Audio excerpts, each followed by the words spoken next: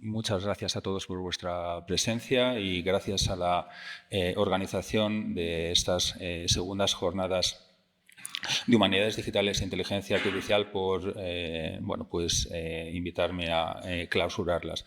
Para mí es un honor estar aquí con todos vosotros y espero que la charla de hoy os resulte interesante.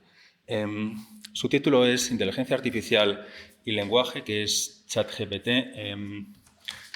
Pero antes de comenzar, un par de palabras para un poco situar de dónde viene mi interés por este conjunto de cuestiones.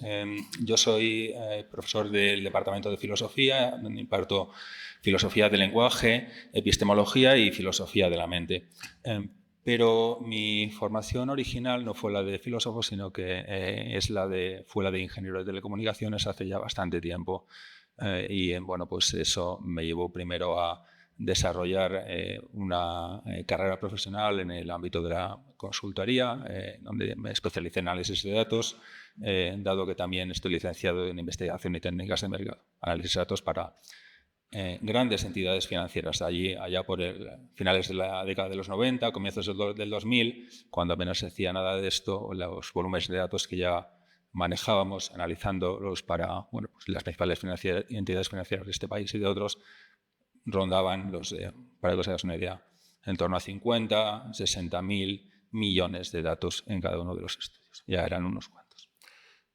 La cuestión es que terminé volviendo aquí y ahora me dedico a enseñar este tipo de cosas y espero que conforme vayamos avanzando en la presentación se comprenda por qué considero que los muy recientes modelos de lenguaje grande conectan estos dos ámbitos que parecen en principio tan tremendamente apartados, que serían la inteligencia artificial por un lado y lo que sería el lenguaje, pero el lenguaje en un sentido más, podríamos decir, genuino o primigenio por el otro. Y lo que voy a hacer es contar una historia. Os animo a volver un poco a la vista atrás, allá por el año 1999. Entonces, sin lugar a dudas, y sé de lo que hablo en primera persona, la promesa de una inteligencia artificial fuerte, en sentido fuerte, esto quedará claro que eso significa algo de la presentación, parecía un horizonte lejano, es decir, a no menos de 20 o 30 años, en el mejor de los casos, o muy lejano, es decir, eso siendo optimistas, muy optimistas. Y eso, la verdad es que no era algo extraño, teniendo en cuenta los limitados o nulos éxitos que se habían alcanzado durante décadas, es decir, a pesar de los muy ingentes esfuerzos que se habían puesto con el ánimo de intentar producir ese tipo de inteligencia artificial fuerte. De hecho, en aquel momento, Jerry Fodor, que fue uno de los más importantes filósofos de la mente y científicos cognitivos del siglo XX, planteó lo que parecían ser nuestros límites, los límites de nuestra capacidad para desarrollar inteligencia artificial fuerte. Entonces, en el año 2000, dijo lo siguiente: el fallo de la disciplina llamada inteligencia artificial para producir simulaciones exitosas de competencias cognitivas ordinarias, es decir, de sentido común, es notorio, por no decir escandaloso. Aún no tenemos esa fabulosa máquina que pueda traducir del inglés al italiano, u otra que pueda resumir textos, ni tan siquiera que pueda aprender algo, con la excepción de algunas generalizaciones estadísticas. Bueno, conforme indicaba Fodor, el fracaso en aquel momento de todos los intentos que se habían hecho para producir inteligencia artificial fuerte era escandaloso. No obstante, es posible que el condescendiente modo en que Fodor alude a las generalizaciones estadísticas estuviera algo menos justificado. Estas perspectivas apenas sufrieron cambios durante la década siguiente, pero la situación cambió dramáticamente a mediados y sobre todo a finales de la década del 2010, como ya nos lo han presentado hoy. Ilustrativo de ello es la siguiente declaración de Geoffrey Hinton, a quien también nos han presentado, con lo cual no le introduciré. Meramente diré, para aquellos que igual no estuvieron, que es uno de los padres de las tecnologías actuales como ChatGPT, que entonces, en el año 2016, dijo: hasta hace muy poco pensaba que necesitaríamos, estamos hablando del año 2016, entre 20 y 50 años para producir inteligencia artificial general. Esa es inteligencia artificial fuerte. No obstante, ahora mismo que creo que podrían necesitarse tan solo 20 años o menos, siendo 5 años incluso una posibilidad. Bueno, es posible que si no hemos llegado ahí estemos a punto de llegar. Como se indicaba, la situación ha cambiado con extraordinaria rapidez tras la aparición y el acelerado desarrollo de los modelos de lenguaje de gran tamaño, los llamados modelos LLM, de los que ChatGPT es la versión bot de GPT de OpenAI. De hecho, tanto que, como veremos a continuación, cosas que hasta hace una década eran auténtica ciencia ficción, se ha convertido en los últimos años, un año y muy poquito, en cuestiones inmediatas y absolutamente reales. Pero, bueno, un par de palabras con respecto a qué es la inteligencia artificial. Ya se ha dicho mucho y, bueno, pues diré muy poco. Por inteligencia artificial nos referimos muchas veces a la disciplina que intenta producir sistemas que son capaces o que sean capaces de realizar lo que tradicionalmente tareas que tradicionalmente precisarían de inteligencia humana. Por ejemplo, reconocimiento de patrones, aprendizaje, razonamiento lógico, comprensión del lenguaje. Pero también empleamos esta expresión para referir a los sistemas que producimos en esa disciplina. Y desde la aparición del término allá por 1950, la inteligencia artificial ha evolucionado desde sencillas automatizaciones hasta complejos algoritmos capaces de realizar numerosas tareas específicas con un nivel de competencia comparable o superior al de los seres humanos.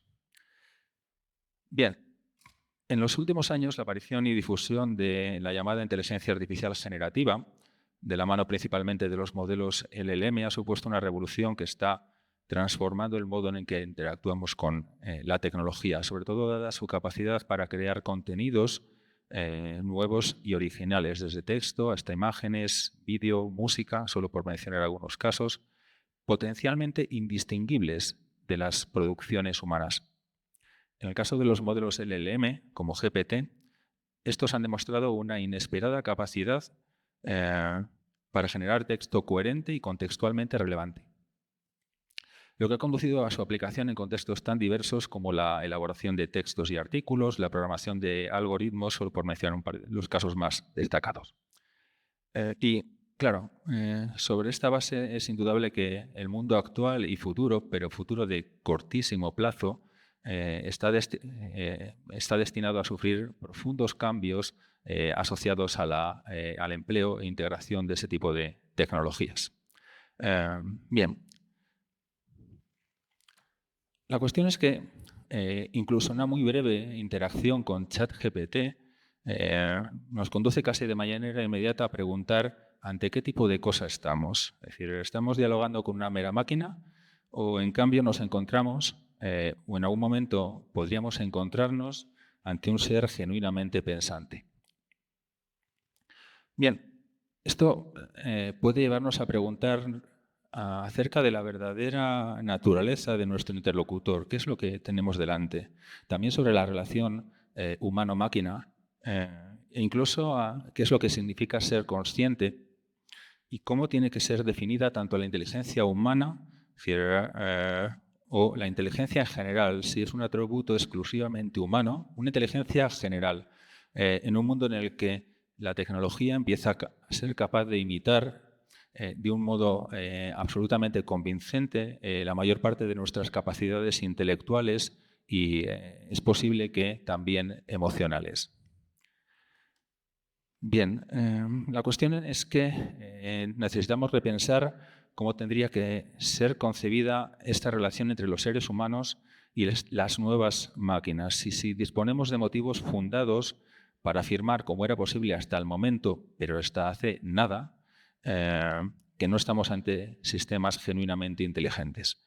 Con respecto a esto, al menos desde Descartes, se ha identificado la inteligencia, la verdadera razón, es decir, aquella que tienen los seres humanos, con la posesión de una inteligencia general capaz de responder o actuar correctamente y en cualquier situación, tal y como lo haría un hombre, es decir, cualquiera de nosotros. Y ese era el motivo por el cual Descartes, en el discurso del método, defendía que nunca podría llegar a existir máquinas pensantes. Allí leemos lo siguiente. Si hubiese alguna máquina que tuviese semejanza con nuestro cuerpo, imitase todas nuestras acciones, tanto como moralmente fuese posible, tendríamos siempre medios muy seguros para conocer que no serían verdaderos hombres. El primero es que nunca podrían usar palabras ni componer otros signos como nosotros hacemos para manifestar a otros nuestros pensamientos. El segundo es que aunque fuesen capaces de ejecutar varias acciones tan correctamente o mejor que ninguno de nosotros, fallarían sin duda en otras, en virtud de lo cual descubriríamos que no obran por conocimiento, sino solamente en virtud de la disposición de sus órganos. Por lo cual es moralmente imposible que exista una máquina con tal variedad de resortes dispuestos en una forma tal que pudieran hacerla actuar en todas las coyunturas de la vida, tal y como nos hace actuar nuestra razón. Bien, la prueba de Turing, que se plantea a mediados del siglo XX, apunta en esta misma dirección, cuando define su test de inteligencia artificial en términos de la imposibilidad de distinguir entre las respuestas dadas por un sistema artificial de las que daría un ser humano. Resumidamente lo podemos presentar así, o lo presentó Turing así. Un ser humano y un ordenador son colocados en habitaciones separadas y un juez humano, que ignora en cuál de ellas se encuentra la máquina, les hace preguntas utilizando un teclado. Si a la luz de las respuestas el juez no identifica en la mayoría de los casos en qué habitación está cada uno, la máquina habría superado la prueba de Turing y debería ser considerada inteligente. Se han hecho intentos desde prácticamente que se formula el test de Turing y se dispone de capacidad de computación mínima de superarlo. A uno de ellos lo han mencionado en el día de hoy, Elicia. Fue un sistema realmente tramposo, que lo que respondía al interlocutor era devolviéndole la pregunta y lo hacía muy bien, pero claro, simplemente porque el interlocutor no era consciente de que podía tener al otro lado de la máquina. Y el test de Turing ha sido pues, una roca inamovible contra el que los esfuerzos de producir inteligencia artificial han chocado durante décadas. Bueno, la cuestión es que tanto en el planteamiento de Descartes como el de Turing, en ambos casos se demanda que las máquinas o que los sistemas artificiales que sean puestos a prueba sean capaces de superar pruebas de tipo lingüístico. ¿De acuerdo? Y bueno, pues parafraseando el eslogan de un conocido político estadounidense, podríamos decir que, o nos podrían decir Descartes y Turing, es que es el lenguaje estúpido. Sí, la cuestión es que parece que la relación entre lenguaje, pensamiento e inteligencia no es fortuita, en la medida en que la principal condición tradicionalmente demandada a estos sistemas, es decir, a una máquina, a un sistema artificial, para calificarla de inteligente, era justamente su capacidad para generar lenguaje, bajo la forma de respuestas que fuesen indistinguibles de las humanas. Y eso subraya el papel crucial que juega la producción y la comprensión lingüística como indicadores clave de la inteligencia y de la cognición. Bueno, esto tampoco es extraño, pues el lenguaje ha sido un factor transformador desde los inicios de la historia de la humanidad. El bipedismo, que tuvo lugar hace al menos 2 millones de años, nos permitió a nuestros ancestros liberar las manos, y esa liberación de las manos condujo a liberar la mandíbula. Y como liberamos la mandíbula, eso posibilitó la necesaria transformación de la boca para que apareciese por primera vez lenguaje oral articulado. Y dicho lenguaje se convirtió en una poderosa herramienta no solo para la comunicación y la colaboración entre individuos, sino también para facilitar el aprendizaje, la acumulación y la transmisión de conocimientos. E innovaciones entre generaciones. Conseguíamos transmitir lo que habíamos aprendido a la generación siguiente. Es un hito descomunal. Y claro, eso posibilitó la formación de estructuras sociales de complejidad cada vez mayor, con lo cual, gracias al lenguaje, nuestros antepasados consiguieron compartir ideas, desarrollar culturas, construir civilizaciones, y su desarrollo fue de la mano del aumento del tamaño del cerebro humano. Es decir, tenemos registros Es decir, fósiles absolutamente documentados acerca de esto. Una suerte de círculo virtuoso que se extiende hasta la actualidad. De modo contemporáneo, desde las últimas décadas del siglo XX, el lenguaje juega un papel fundamental en algunas de las más importantes teorías o más prometedoras teorías sobre la estructura de nuestra mente. Desde Jerry Fodor, al que os he mencionado hace un momento, y su hipótesis del lenguaje del pensamiento, conforme a la cual todo nuestro pensamiento transcurre en un lenguaje interno al que él dio el nombre de mentalés, que sería diferente de todas las lenguas naturales, pero de las que heredarían estas sus propiedades, hasta las teorías representacional y computacional de la mente, para las cuales nuestras creencias, nuestras intenciones, nuestros deseos y el resto de estados mentales no serían más que representaciones dentro de un sistema computacional que opera sobre ellas. En todos estos casos, el papel del lenguaje resulta absolutamente crucial.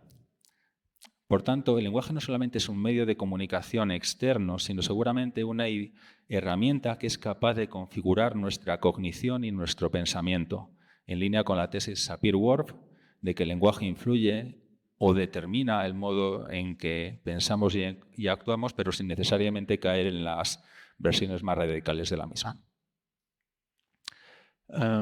Y también seguramente sirve para permitir la comunicación entre módulos cognitivos, en principio autónomos e independientes, en línea con lo que luego sostendría a finales del siglo XX Karl Searls.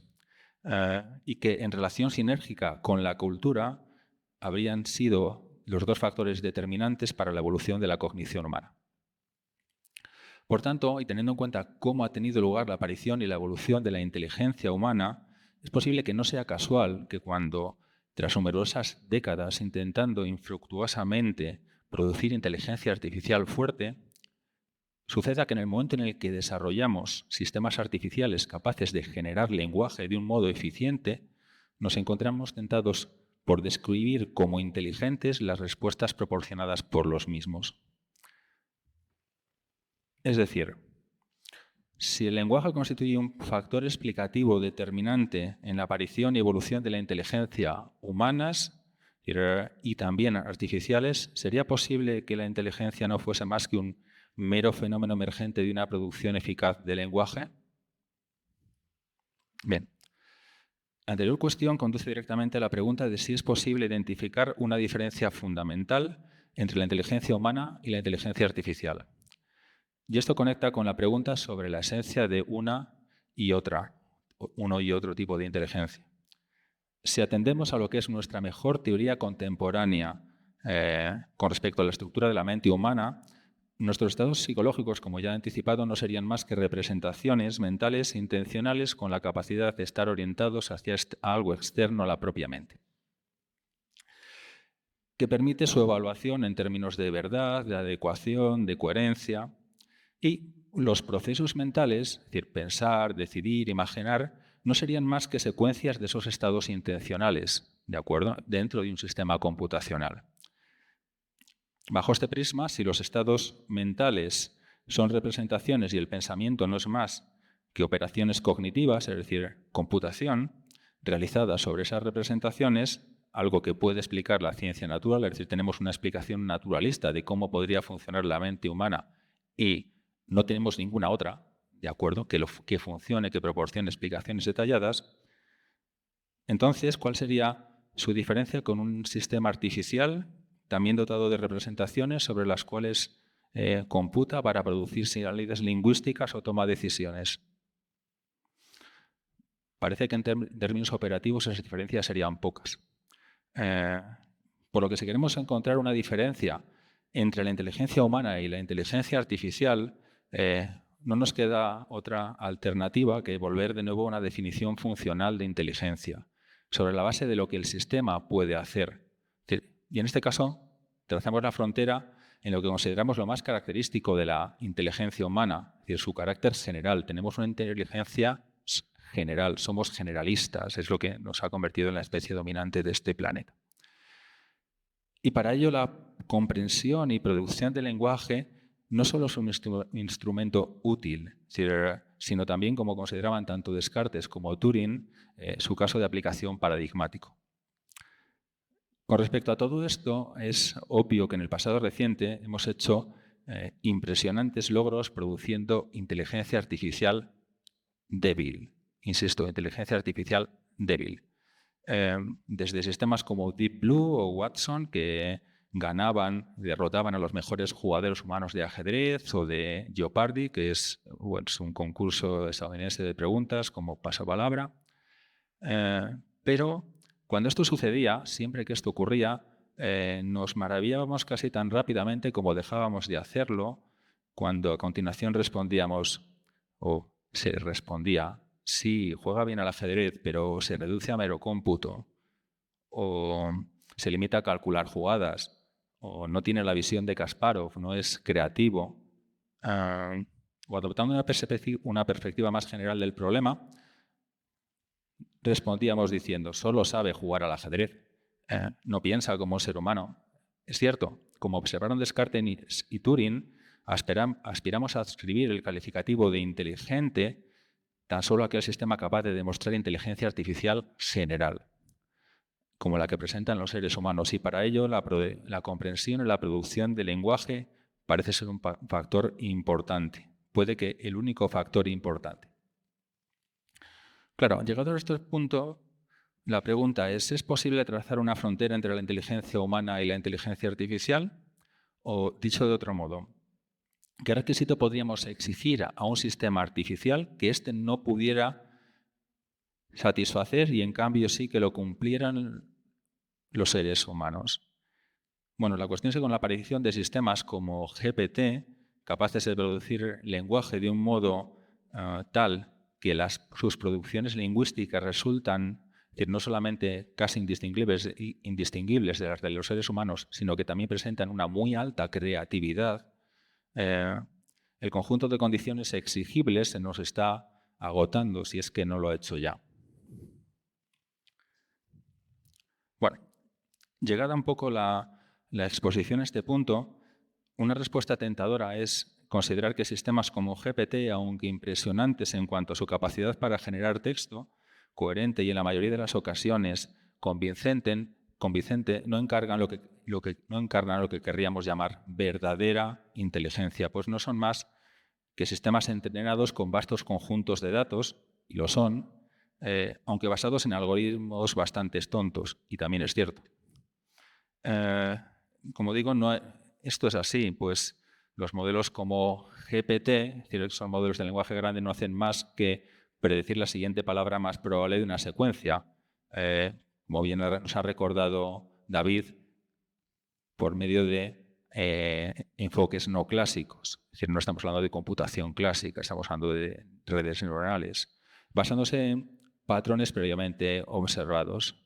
Y entonces, claro, quien así argumenta suele continuar diciendo que carecen de conciencia, de intencionalidad, de comprensión profunda, de la capacidad de razonar sobre lo que están comunicando. Que su inteligencia no es más que una simulación basada en la estadística y el análisis de datos, y no el resultado de una mente que realmente comprende aquello que está expresando. De hecho, la idea que hay de fondo en el algoritmo desarrollado, insisto, es un algoritmo pero en un sentido clásico, ¿vale? Por Geoffrey Hinton, y en el que se basan los actuales modelos de lenguaje grande, es bastante tonta. Bien, no parece demasiado inteligente, son solo cómputos. Y dado que algo que se limita a computar, es decir, es una calculadora, entonces es posible que no sean muchos aquellos que estén dispuestos a considerar una calculadora a un ser inteligente. ¿Qué hace GPT? Solo computar. Bien, la cuestión es que la pregunta es más útil de lo que parece. Sí, son cómputos, son matemáticas, pero ¿qué podrían ser si no? Ya Galileo nos dijo que el mundo está escrito en el lenguaje de las matemáticas, por lo que, como pongo aquí, ¿qué podría hacer GPT si no computar? La cuestión es que, ¿qué hacemos nosotros cuando producimos y comprendemos lenguaje? Pues conforme a la teoría de representación de la mente y la teoría computacional de la mente, exclusivamente eso, tan solo computamos. ¿Y nos convierte eso en meras calculadoras?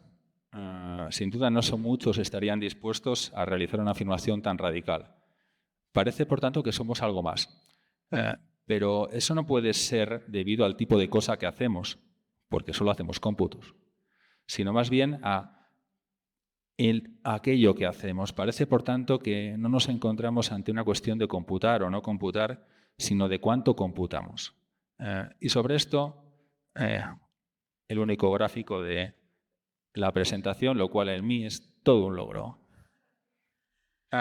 ¿Cuánto computamos? Bueno, ¿cuál es la capacidad de cómputo estimada del cerebro humano? Aquí hay una gran incertidumbre, las estimaciones varían mucho, en un sentido amplio de mucho.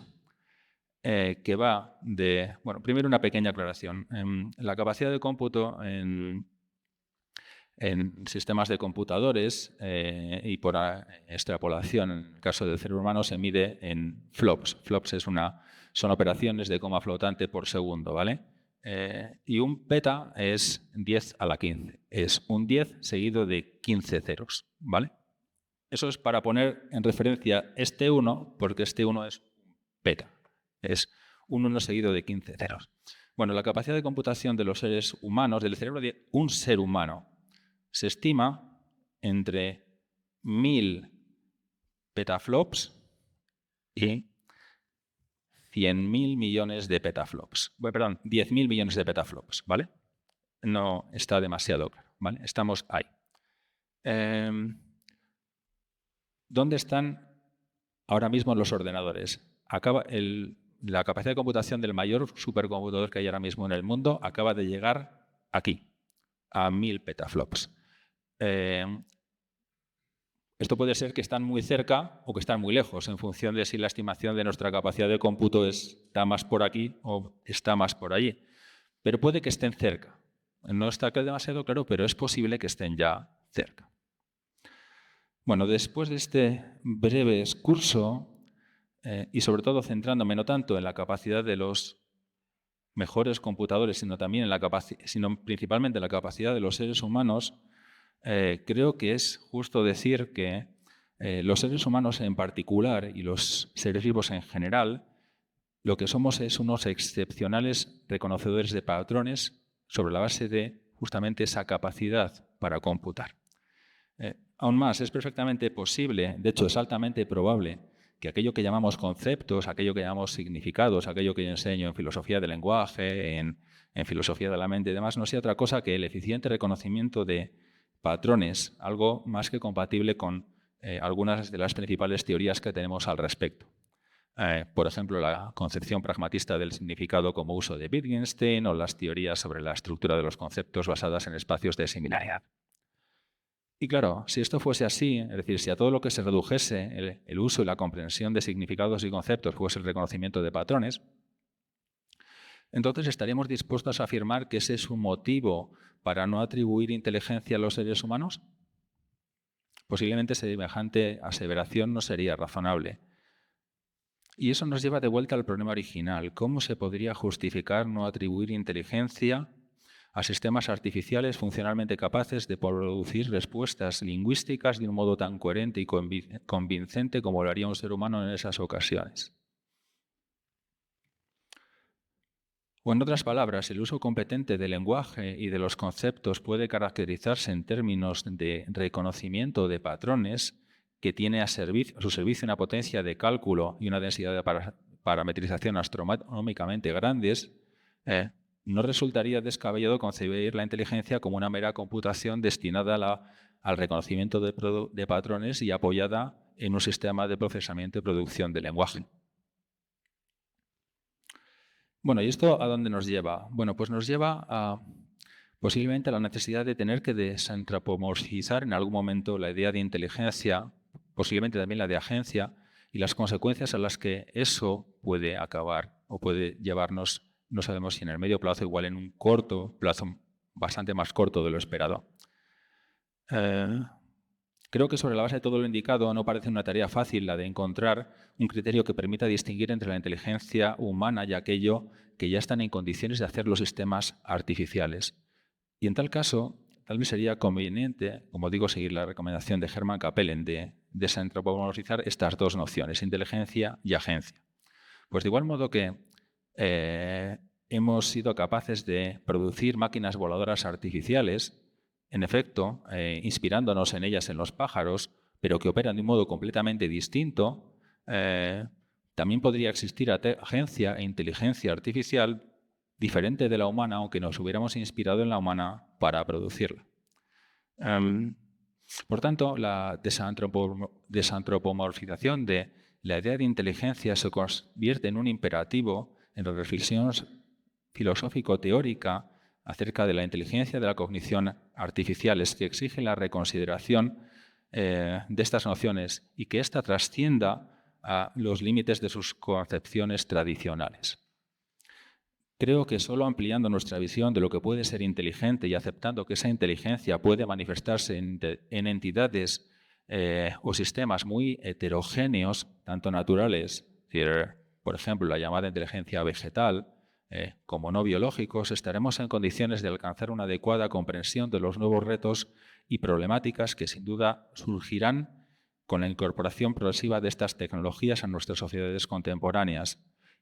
Sin duda, solo con esa apertura conceptual podremos abordar de modo solvente y colectivo los desafíos éticos, técnicos y sociales que surgirán como resultado de la creciente interacción con sistemas artificiales dotados de inteligencia no humana.